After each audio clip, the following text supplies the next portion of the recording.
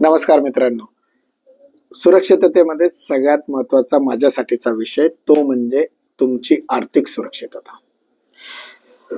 मी मागच्या आठवड्याभरामध्ये एका इंटरव्ह्यू मध्ये असं बघितलं होतं की फक्त पुणे शहर व जिल्ह्यामध्ये 8,000 कोटी रुपयाची सायबर गुन्हेगारांकडनं फसवणूक झाली आहे।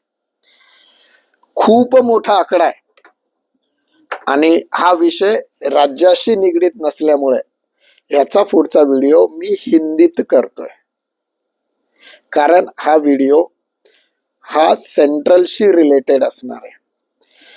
माझा व्हिडिओ हा ज्यावेळेस राज्याच्या संबंधात असेल तेव्हा राज्य सरकारला आव्हान करायचं असेल तर तो मराठीत असेल, माझ्या राज्य भाषेत असेल, पण जेव्हा मला सेंट्रल गव्हर्नमेंटला संबोधित करायचं तेव्हा मी हिंदीत करेल, राष्ट्रभाषेमध्ये करेल। सो सुरुवातीला 8,000 कोटी पुणेकरांचे गेलेत, तर त्या पुणेकरांना सांगेल की एवढ्या वेळा आपण जाहिरातीमध्ये बघून सुद्धा जर आपण OTP देत असू तर आपण पुणेकर आहोत।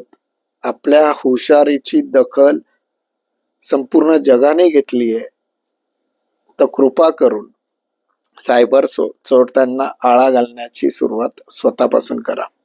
उद्याच्या भागामध्ये सायबर चोरट्यांना आळा कसा घालू शकतो हे हिंदी लँग्वेज मध्ये नक्की बघा। आज इथंच थांबतो। स्वाभिमानाने बोलूया। मी मध्यमवर्गीय। नमस्कार, जय हिंद, जय महाराष्ट्र।